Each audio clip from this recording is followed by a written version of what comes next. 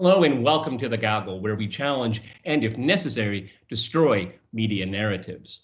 Well, a lot has been said about Belarus over the last few days concerning their recent election, what happened, what didn't happen, who won, and who lost. Most of what's been written and talked about is wrong or biased. But my guest, Dmitry Babich, he's anything but biased. He's a man that knows a lot about the facts. He's currently an editor at InnosMe Internet Media Project. Dima, I came across your article, Lukashenko's Short-Term Victory, Long-Term Defeat. Explain the title. Well, I have relatives in Belarus. My in-laws live there, so I visit that country almost every year, and I have some experience with it. So what I can tell you is that what happened was very unfortunate, because in fact, Lukashenko, his trick worked, because he understood that there is no real Russian threat. There is a Western threat to Belarus. The only way to remove him from power is if the West indeed supported the protest action after the vote. So he foiled this.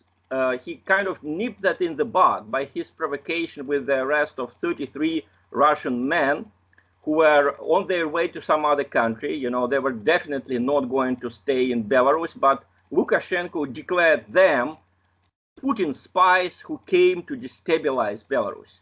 So that was a very clever move because the Western narrative about Belarus is that it is constantly threatened by Putin. Putin is sending his little green man, and the West in this situation had to support Lukashenko. It was openly written in such newspapers as the Telegraph, the London Telegraph, for example.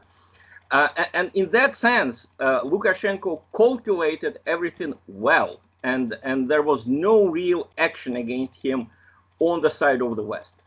What he didn't calculate well was the reaction of his own people. Lukashenko has been making terrible mistakes in the last, I think, especially in the last 3 years, when he invited people from the Atlantic Council, people from Jamestown Foundation, basically professionals at destabilizing post-Soviet countries. He invited them all to Minsk. And of course, that was very badly received in Moscow. And of course, a lot of people, not only in Russia, but also in Belarus, who don't want a Ukrainian variant for Belarus, they were dismayed by this action. So Lukashenko lost the support that he used to have from the conservative. Explain to our viewers here, what is Belarus's position vis-a-vis Russia and vis-a-vis the West? Because if you're not following the politics there, it seems rather peculiar. He moves to one side, or appears to move to one side, and then he veers to the other side here. What is the geographical space that Belarus is occupying right now? Well, in that sense, I think we should destroy several myths about Belarus, several simplifications that exist in the Western public opinion. Mostly due to the very deceitful media. First, Belarus, most of the population speaks Russian. I visited Brest, the big city on the border with Poland. I visited it for 14 years, visiting my in-laws there. I never heard a word of Belarusian spoken on the streets. I heard it on television, I saw it in the newspapers, but I didn't hear it, in plain speech. So it's a very close to Russia. Belarus is very close to Russia. People that don't want a quarrel with Russia, and that's a big difference with Western Ukraine. Belarusians are actually very much like people in Eastern Ukraine. And the misconception in the West is that there are just two alternatives. You are a Democrat and you are pro-Western, and you are a Belarusian or Ukrainian nationalist, and you are anti-Russian. Or you are pro-Russian, and that means authoritarian, that means stupid, that means economically ineffective, This is baloney, I'm sorry. Belarus was a lot more economically successful than neighboring Ukraine. Mm-hmm. Ukrainians come to work to Belarus as guest workers. This is a shame because Ukraine is located, more to the south. There are more opportunities for agriculture there. Ukraine has coal and steel and a much larger population. But the terrible coup in 2014 and generally alienation from Russia is just destroying that country. So Belarus has been capitalizing, by the way, on this conflict, because Lukashenko tried to make out of his country a kind of Switzerland for Eastern Slavs, The peace negotiations on Donbass took place in Minsk. We're still talking about Minsk agreements, He was very happy to host this meeting. But there was a mistake that he made. He was openly, not just polite, he was flattering to Poroshenko and other war criminals from Ukraine. And that was on Belarusian television, that was on Russian television. He said to Poroshenko, I quote, "We'll do everything that you want. We will do everything that you wish for you." And that was just too much, because Lukashenko was saying it when Poroshenko was in fact in Donbass. So that was the first mistake. Let me back to the title here. Short-term victory. I get that because Lukashenko is still in power and will remain in power. But the second part, long-term defeat. Explain that.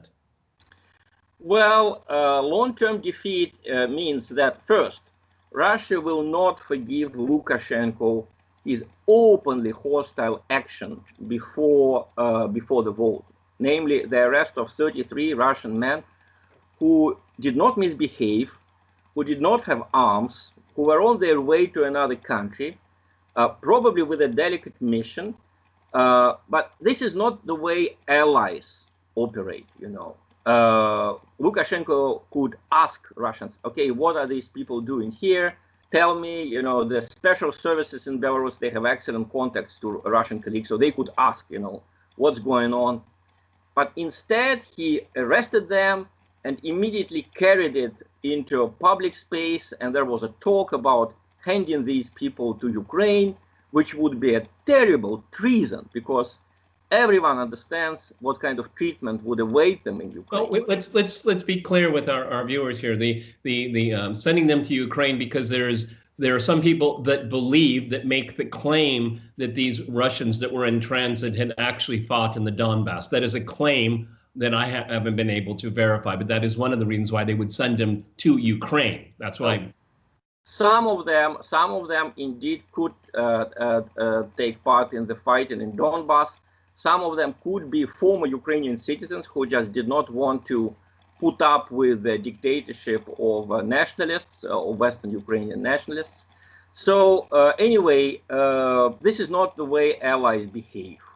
It's like, imagine Churchill arrest Americans and send them to Hitler in 1938, something like that. What is the condition of the opposition in Belarus? Because, we get these pictures, images of violence, and obviously from the pictures I saw, the police were very heavy-handed with some of the protesters. I mean, what is the condition of the opposition? Where does it stand, and did it get a lot of Western help? Well, the West, basically, if you want me to say just briefly about the mistakes of the West became a hostage to its own ideology. The reason why they did not support protests this time is because Lukashenko excellently played the trick, I arrest Putin's green man. Putin's green men are against me. That means you have to support me. And if you look at the Western press, it bought it line, hook, and sinker, the headlines in the Washington Post, in the New York Times, Putin destabilizes Belarus, and unfortunately this narrative continues. Now, after the election, this is the headline in Wall Street Journal: with Belarus in turmoil, Russia seeks chance to expand its influence. It's like the worst thing that could happen to Belarus, It doesn't matter that people get arrested. It doesn't matter that there is violence on the street. Putin is on Belarusian television. That's terrible, So basically, isn't it really amazing? Isn't it really amazing how Trump and Putin breaks everyone's brain? I mean, it's really. I mean, it's always this knee-jerk ideological reaction. There's no analysis whatsoever, and they always draw the wrong conclusion. Keep going, Dima. Well, I mean, the problem with the ultra-liberal Western ideology now is that it demonizes political leaders. You know, it's kind of idolatry in reverse. They Mm. never argue. You know, there are never serious economic or political arguments. Just look at Lukashenko, how awful he is. You know, look at Putin. Read our books about him. He is so awful. So unfortunately, this is what I call being hostage to a very primitive ideology. You know, so basically, the reason why Belarusian opposition has not been successful so far is because the West used basically the same technology as in Ukraine. So they have been searching and finding Belarusian nationalists, people who would be against Russia, who would have a knee-jerk rejection But of that's everything. very difficult, isn't it? Isn't that, I would find that that'd be very Well, difficult in Belarus. it's very easy to find such people in Western Ukraine or in Poland, but it's pretty difficult to find them in Belarus. There are some, but not many, and certainly the bulk of the population rejects, you know, the minority that is anti-Russian, you know, because people identify with Russians. I mean, if you meet a Belarusian nationalist and he speaks to you Belarusian and pretends not